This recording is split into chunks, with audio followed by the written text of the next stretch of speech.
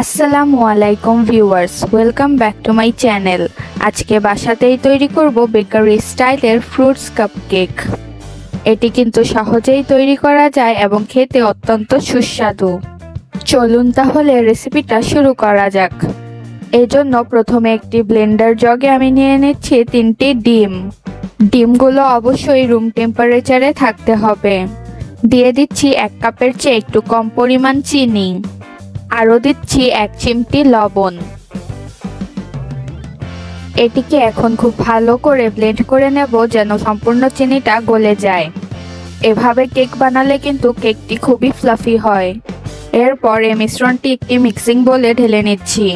এতে দিয়ে দিচ্ছি 1 কাপ পরিমাণ সয়াবিন তেল। একটি হ্যান্ড হুইস্কের সাহায্যে সবকিছুকে একসাথে খুব ভালো করে মিশিয়ে নিচ্ছি।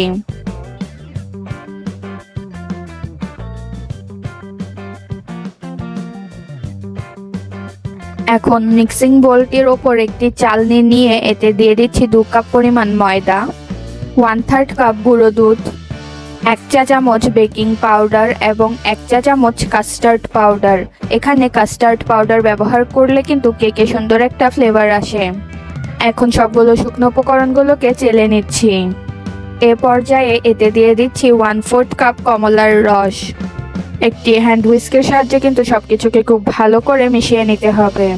খেয়াল রাখতে হবে যেন কোনো ধরনের লাম্পস না থাকে। এখন অ্যাড করছি 1 চা চামচ ভ্যানিলা এসেন্স। আবারও সবকিছুকে একসাথে খুব ভালো করে মিশিয়ে নিচ্ছি। এখন একটি বাটিতে আমি নিয়েছি ড্রাই ফ্রুটস। এখানে রয়েছে চেরি, কাঠবাদাম এবং কিশমিশ। এতে 1 চা চামচ ময়দা অ্যাড করে ড্রাই ফ্রুটসগুলোর চারপাশে খুব ভালো করে লাগিয়ে নিতে হবে। এতে করে ড্রাই ফ্রুটসগুলো কেকের তলায় পড়ে থাকবে না।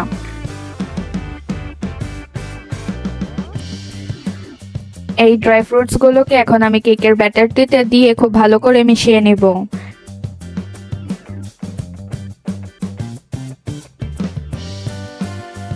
এখন একটি ট্রেতে কাপকেকের মোল্ডগুলো বসিয়ে দেব। এই মোল্ডগুলোতে অল্প পরিমাণ সয়াবিন তেল দিয়ে ব্রাশ করে নিতে হবে। এখন মোল্ডগুলোতে কেকের ব্যাটারটি দিয়ে দেব। খেয়াল রাখতে হবে সম্পূর্ণ ভরে কেকের ব্যাটারটি দেয়া যাবে না। এগুলোর উপরে আমি আরো কিছু ড্রাই ফ্রুটস ছড়িয়ে দেব।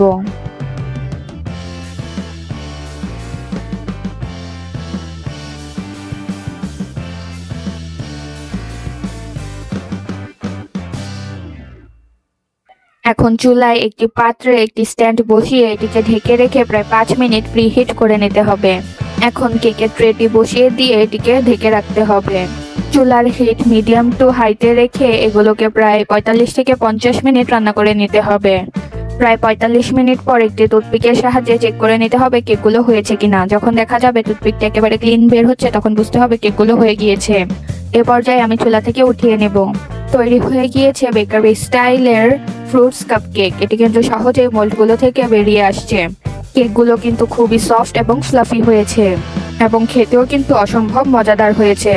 আশা করি আমার এই ভিডিওটি আপনাদের ভালো লেগেছে। ভালো লেগে থাকলে আমার চ্যানেলটিকে এখনই সাবস্ক্রাইব করুন।